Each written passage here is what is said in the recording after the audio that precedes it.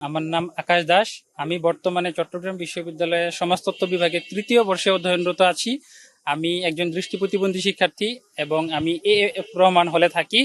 আর আমি বাংলাদেশ ইসলামী ছাত্র শিবির থেকে মনোনয়ন সংগ্রহ করেছি, কার্যনির্বাহী পদে লড়ছি। 5 আগস্টের পর বাংলাদেশ ইসলামী ছাত্র শিবির আমাদের প্রতিবন্ধীদেরকে নিয়ে যে কার্যকলাপগুলো করেছে, বিশেষ করে আপনি যদি আমি দুই একটা বলতে চাই, এখানে আমাদেরকে আসলে এখানে আমাদের কেন্দ্রীয় লাইব্রেরিতে বাংলাদেশ ইসলামী ছাত্র শিবির এবং চট্টগ্রাম বিশ্ববিদ্যালয়ের উদ্যোগে তাদের যৌথ প্রচেষ্টায় একটা ব্রেল ব্রেল প্রেস স্থাপন করে দেওয়ার পরিকল্পনা চলছে। আমি আশা করি যে এটা খুব দ্রুতই হবে, হয়তো বা বাস্তবায়িত হবে। এতে করে আমাদের দৃষ্টি প্রতিবন্ধী শিক্ষার্থীদের অন্যের উপর যে নির্ভরশীলতা সেটা কমে আসবে। বিশেষ করে শীট রেকর্ডিং করে দেওয়ার জন্য যে বন্ধু বান্ধবদের কাছে দৌড়ানো, এটা আমাদের জন্য খুবই পীড়াদায়ক এবং যন্ত্রণাদায়ক বলা চলে মাঝে মধ্যে। তো এইখান থেকে আসলে আমরা মুক্তি পাবো। আর তাছাড়া আমি আমি আমি ইসলামী ছাত্র শিবিরের সঙ্গে কথা বলেছি, বিশেষ করে আমাদের শাটল ট্রেনে যেন প্রতিবন্ধীদের জন্য একটা সিট বরাদ্দ রাখা হয়, কোটা মানে সংরক্ষিত ভাবে। এখানে আসলে অন্য কেউ বসবে না। যদি প্রতিবন্ধী শিক্ষার্থীরা না থাকে সেটা তো ভিন্ন বিষয়, কিন্তু যদি কোনো শিক্ষার্থী থাকে তাদের যেন শাটল ট্রেনের ভিতরে না গিয়ে দরজার সাথে যে সিটগুলো থাকে সেখান থেকেই মানে একটা সিট যদি হয় তাহলে দুজন বসতে পারবে। তো আমি আসলে এটা এটা আমি তাদেরকে প্রস্তাবনা করেছি, তারা সম্মতি দিয়েছেন। আমাদের প্রতিবন্ধী শিক্ষার্থীদেরকে তারা আসলে আমাদের যে চাহিদা, বিশেষ করে ব্রেল বই বা রেকর্ডিং, আবার শ্রুতি লেখক খুঁজে দেওয়া, বিশেষ করে আমরা কিন্তু আসলে নিজেরা লিখে পরীক্ষা দিতে পারি না, এখানে শ্রুতি লেখকের প্রয়োজন। তো এই ব্যাপারটাতে কিন্তু ছাত্র শিবির অন্যান্য ছাত্র সংগঠনগুলোর থেকে এগিয়ে। তো এই জন্য আমি মনে করেছি যে ছাত্র শিবিরকে আসলে বেছে নেওয়া উচিত। তাছাড়া আমরা প্রতিবন্ধী ছাত্র সমাজ চট্টগ্রাম বিশ্ববিদ্যালয়, এটা চট্টগ্রাম বিশ্ববিদ্যালয়ের রেজিস্ট্রিকৃত একটা ছাত্র সংগঠন। তো এখান থেকে যখন আমরা ট্যুরে যাই, এটা প্রত্যেক বছর যাই, কিন্তু এবছর যখন আমরা ট্যুরে গিয়েছিলাম তখন ছাত্র শিবিরের পক্ষ থেকে আমাদেরকে টি শার্ট দেওয়া হয়েছিল। কিছুদিন আগে আমাদের সংগঠনের জন্য ছাত্র শিবিরের পক্ষ থেকে ছিলাম, কিন্তু একটা ছবিও তারা তোলেনি। তো তারা আসলে আমি আসলে এটা বুঝতে পারি যে এটা দেখে যে কাজ যদি আমাদের করতে হয় ছবি তুলে আসলে প্রচার প্রচারণা চালানোর চেয়ে আমার মনে হয় কাজটা আসলে নীরবে করে যাওয়াই ভালো, যেটা আসলে ইসলামী ছাত্র শিবিরের মধ্যে আমি লক্ষ্য করেছি। আমি আসলে তাদের কার্যক্রমগুলো দেখে অভিভূত হই এবং তাদের যে কার্যক্রম আমি যদি একটু বলি, দেখেন আমরা যখন কোনো বন্ধু বান্ধবের সঙ্গে দেখা হয়, আমরা দেখবেন কেউ না কেউ কোনো না কোনো ভাবে একটা গালি ইউজ করে কথা বলছে, কিন্তু আপনি ছাত্র শিবিরের কোনো একটা ছেলেকে দেখাতে পারবেন না যারা দেখলে একটা গালি দেয়। তারা হয়তো বা সালাম দিচ্ছে, সালাম বিনিময় করছে, সে কেমন আছে তা ভালো ভাষায় জিজ্ঞেস করছে, তার কথাবার্তার বাচন ভঙ্গি চলাফেরার ধরনই বলে দেয় তাদের ব্যক্তিত্ব। তো আসলে গালি দুষ্টামি করে দিলেও সেটা গালি, সিরিয়াসলি দিলেও সেটা গালি। তো আমার যখন মনের মতো হবে না তখন যদি আমি গালি ধরি, তো আমাকে যখন দিয়েছিল গালিটা আমার হাসি মুখে যে আমাকে গালি দিল আমার মা বাপকে দিল, আমি তো তখন কিছু বলি নাই, তাহলে আমার ব্যক্তিত্ব নিয়েও প্রশ্ন ওঠে। তো এই জায়গায় আসলে শিবির ডেফিনেটলি এগিয়ে। তারা কখনো কাউকে দেখলে গালি দিয়ে কথা বলেছে এমন রেকর্ড আমার জানা নাই আর কি। এখানে আসলে পরিবার এবং সমাজের কথা বলেছেন, অত্যন্ত গুরুত্বপূর্ণ একটা প্রশ্ন করছেন আপনি। দেখেন এখানে আসলে আমাকে কিন্তু ইসলামী ছাত্র শিবির বলে নাই যে তোমাকে ছাত্র শিবিরের কার্য মানে শিবিরের সঙ্গে যুক্ত হবে। আমার কিন্তু ছাত্র শিবিরের সাথে কোন রকমের সমর্থক সাথী বা যে তাদের যে ইয়েগুলো আছে সেখানে কিন্তু কোনো কানেকশন নেই। আমি ব্যক্তি হিসেবে জাস্ট তাদের সঙ্গে চাকসুতে নির্বাচন করছি। এখানে আসলে ধর্মীয় যে বিষয়গুলো যদি আপনি বলেন, তারা আমাকে বলে নাই যে তুমি নামাজ পড়ো, তোমাকে প্রতিদিন মসজিদে যেতে হবে, মাদ্রাসাতে যেতে হবে, এমন কিন্তু কোনো শর্ত তারা আমাকে দেয়নি। তারা আমাকে আমার স্বাধীনতায় অটুট রেখেছে। তারা আমাকে বলেছে আমার যত রকমের সমস্যা হয়, আর আমি যদি কেন্দ্রীয় সংসদে আসি তাহলে আমাকে তো আসলে 28,000 শিক্ষার্থীর আমি একজন প্রতিনিধি হব, সেটা যদিও কার্যনির্বাহী, কিন্তু আমি কিন্তু তখন একজন প্রতিনিধি হব। তো আমাকে তারা বলেছে আমরা যেমন তোমাকে সহযোগিতা করছি, তুমি যেমন শিক্ষার্থীদেরকে সহযোগিতা করতে চাচ্ছ, আসলে তো সহযোগিতাটাই মেন। এখানে আসলে ধর্মীয় বিষয়টা কোনো ইস্যু না। আর আমার পরিবার বা সমাজের কথা যদি বলেন, আমি খুব ভালো করে জানি যে আমার আত্মীয় স্বজন, আমার পরিবার, এখানে আসলে তারা আমার সমালোচনা করতে পারে, তবে আমার মা বা আমার পরিবারের যারা, তারা এটাকে পজিটিভলি নিয়েছে এবং আমি যতটুকু তাদের সাথে কথা হয়েছে আমার, তারা আমাকে এপ্রিসিয়েট করেছে। এবার সমাজ বা অন্য যারা কটূক্তি করলে এটাকে আসলে আমি আমলে নিচ্ছি না, কারণ আমার পরিবারটাই হচ্ছে আমার কাছে মূল।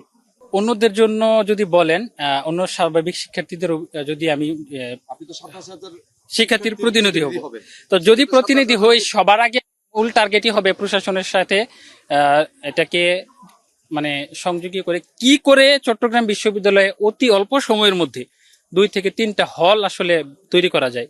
এটা আসলে যে কোনো উপায়ে হোক, এটা বিদেশি অর্থায়নে হোক, ছাত্রদের থেকে আসলে অনুদান নিয়ে হোক, বা প্রশাসনের কোনো উদ্যোগী বা আমাদের যারা আছে আমাদের দায়িত্বশীল, বাংলাদেশে তো আসলে আমাদের মানুষের অভাব নেই। নিশ্চয়ই কেউ না কেউ এগিয়ে আসবে। আমার জায়গা থেকে আমি ব্যক্তিগত পর্যায়ে থেকে চেষ্টা চালাবো বিভিন্ন জায়গায় যোগাযোগ করে তারা যেন অন্তত হলটা নির্মাণ করে দেয়। ভাই এখানে আসলে মূল সমস্যাটাই হচ্ছে হল ছাড়া আসলে বেশি বিশেষ কোনো সমস্যা আমরা দেখি না। সমস্যা তো অনেক আছে, তো হলটাই হচ্ছে আসলে মূল। এখানে আসলে দেখেন যাতায়াতের ব্যবস্থা আমি শুরুতেই বললাম, শিক্ষকরা বাস ব্যবহার করছে, তাহলে শিক্ষার্থীরা কেন পারবে না? বিশ্ববিদ্যালয়ের বাসগুলো শিক্ষকদের জন্য শুধু বরাদ্দ কেন? অন্তত 3 থেকে 4টা বাস শিক্ষার্থীদেরকে কেন দেওয়া যাবে? এটা হচ্ছে আমার কথা। শিক্ষকদের সাথে এই ছাত্রদের বৈষম্যটা এটা দূরীকরণ করতে হবে।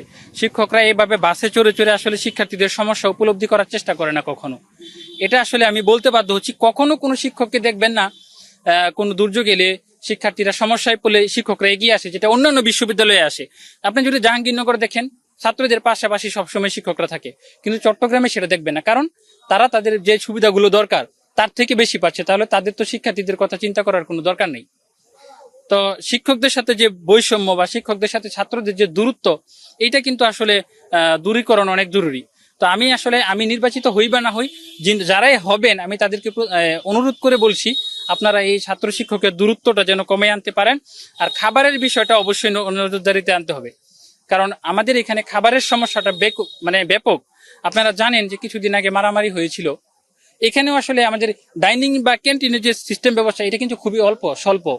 তো এইটাকে আসলে বৃদ্ধি করা দরকার, এবং ডাইনিং এর যে মান উন্নয়ন, খাবারের মান উন্নয়ন বলেন, আবার প্লেট গুলা বলেন, ডাইনিংটা যেগুলো টাইস যদিও করা হয়েছে কিছু কিছু সংস্কার, কিন্তু এগুলোই আসলে একটা খাবারের জন্য আদর্শ রুম না। ডাইনিং গুলো যদি আপনারা পরিদর্শন করেন আপনাদেরও পছন্দ হবে না। তো ডাইনিং বা ক্যান্টিন যেন একটু স্থাপন হয়, সেদিকেও আমি একটু নজর দিতে চাই আর কি। সমস্যাকে আসলে আমি পাত্তা দিচ্ছি না, সমস্যা হবে না এইরকম মানুষ আসলে নাই। আপনি ব্যক্তিগতভাবে বিভিন্ন সমস্যায় ভোগেন, এটা আসলে হবেই। মানুষ হিসাবে যতদিন বেঁচে থাকবো সমস্যা হবে, এটা নিয়ে আমার কোনো মাথা ব্যথা নাই। আর রইল বাকি,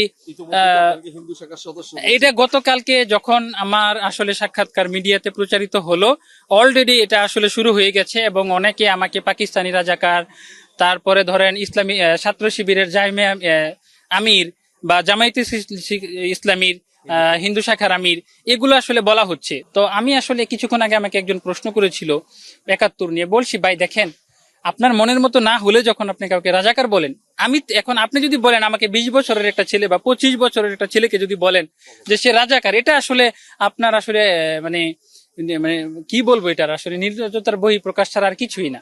আপনার দেউলিয়ত্বের বহিঃপ্রকাশ ছাড়া আর কিছুই না। দেউলিয়ত্ব যদি না হবে, আপনার সাথে আমার সাথে লড়াই করেন, বাহাস করেন, কিন্তু আপনি কোনো কিছুতে না পেরে তাদেরকে টাকা দিয়ে কিনেছে, তারা রাজাকার, তারা 71-এ এই করেছিল সেই করেছিল, এটা তো আসলে কোনো কথা না ভাই। আপনি একটা আন্দোলন করলে সবাই আপনাকে ভোট পক্ষপাতিত্ব করবে না, তাই বলে কি সে রাজাকার? সে তার মতামত প্রকাশ করেছে, আমি আমার মতো এগিয়েছি। তো এটাই হচ্ছে মেন কথা। আসলে রাজাকার ট্যাগ দেওয়া, এই ট্যাগ দেওয়া আমি সবাইকে বলবো, এখানে আসলে ছাত্র সংগঠনের নির্বাচন হচ্ছে, আমি জামায়াতে ইসলামী ওর কেউ না।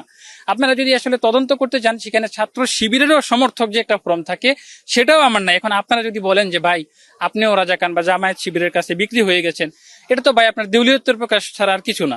আমি আমার সম্প্রদায়ের যারা আছেন এবং অন্যান্য যারা আছেন মুসলিমদের বাহিরে, তাদেরকে নিয়ে যদি আমি একটু বলি, আচ্ছা আওয়ামী লীগ সরকার যাওয়ার পর থেকে কেউ বলতে পারবে যে কোথাও পূজা পার্বণে বাধা দিয়েছে শিবির? আমি তো দেখেছি গত বছর দুর্গাপূজায় শিবিরের পক্ষ থেকে, নাম ভেঙেই বলছি, এটা আপনারা নিউজে দেখেছেন অথবা আপনারা যাচাই করেও দেখতে পারেন, তারা কিন্তু পূজা মণ্ডপ গুলো পাহারা দিয়েছে। তো এই ক্ষেত্রে যদি বলেন, অনেকেই আগে মনে করতো, অনেক হিন্দু মানুষ আমি জানি, যে আওয়ামী লীগ ছাড়া বুঝি তারা নিরাপদ না, তারা আওয়ামী লীগ চলে গেলে হয়তো বা পূজা পার্বণ অনুষ্ঠিত হবে না বা আমরা আসলে করতে পারবো না। কিন্তু আপনারা কি আসলে এরকম কখনো কোথাও দেখেছেন? এই যে এবছর দুর্গাপূজা হবে, স্বরাষ্ট্র উপদেষ্টা বলছেন দুর্গাপূজা উদযাপিত হবে আনন্দমুখর পরিবেশে, কিন্তু আপনারা যেন মদ গাজার আসর বসাবেন না। তো এইটাকে যদি কেউ বলে যে ছাত্র শিবির বাধা দিয়েছে বা বর্তমান সরকার আসলে হিন্দুদেরকে শান্তি মতো পূজা করতে দিচ্ছেন, এটা তো ঠিক না। আপনি গাজার আসর অনেক জায়গায় বসে, আপনার বলবেন হয়তো পূজা মণ্ডপে বসে না, কিন্তু পূজা আসলে তো মাদক দ্রব্যের ছড়াছড়ি, এটা ছড়াছড়ি। এখন কোন একজন হিন্দু যদি বলে ভাই আপনি এটার বিরুদ্ধে বলেন, তাহলে আমি 100 বার বিরুদ্ধে বলবো। পূজা হলেই আপনাকে মাদক দ্রব্যের ছড়াছড়ি করতে হবে, এরকম অশ্লীলতা, এটা আসলে আমি একজন হিন্দু হয়েও মানতে পারি না। পূজা হচ্ছে একটা যেহেতু ধর্মীয় উৎসব, সেটা আমরা উদযাপন করব, এখানে মাদক দ্রব্য বা অশ্লীলতার যেন বহিঃপ্রকাশ না ঘটে, এটা আসলে সবাইকে লক্ষ্য রাখা উচিত। আর আমি এইটুকু এনশিওর করছি, ইসলামী ছাত্র শিবির বলেন, আমি আমার জায়গা থেকে চেষ্টা করবো, আমি তো ছাত্র শিবিরের কেউ না যে আমি ছাত্র শিবিরের প্রতিনিধি যদি হতাম তাহলে হয়তো বলতাম যে আমি কিছু করব। আমি কি করব, আমি আমার সম্প্রদায় এবং অন্যান্য সম্প্রদায়ের জন্য কথা বলবো যেন তারা বিষয়টাকে আরো বেশি মানে পজিটিভলি নেয়। তারা বিভিন্ন হিন্দু, আপনারা দেখেছেন হিন্দুদের পাশেও কিন্তু জামায়াতের নায়েবে আমির কিছুদিন আগে পাশে ছিলেন। তো এটাকে যদি আপনারা নেগেটিভলি নেন তাহলে হবে না। আর ছাত্র শিবিরের সঙ্গে আপনারা বরং মিশে দেখেন, আপনাকে তো কেউ বলে নাই যে ছাত্র শিবিরের অংশ হতে হবে। আপনি তাদের সঙ্গে কয়েকটা দিন চলাফেরা করে দেখেন, ভিন্ন ধর্মের হয়েছেন তাতে কি হয়েছে, আসলে চলাফেরা করে দেখেন, যদি ভালো না লাগে আপনি সরে যাবেন, আপনাকে জোর করা বা বাধ্য করা এমন কিছু না। ছাত্র শিবিরের যদি কোনো ক্রাইটেরিয়া বা কোনো বাধা নিষেধ না থাকে, তাহলে আমি যদি কার্যনির্বাহী পদে নির্বাচিত নাও হই তারপরেও আমি ছাত্র শিবিরের সঙ্গে থাকতে চাই যতদিন স্টুডেন্ট আছি।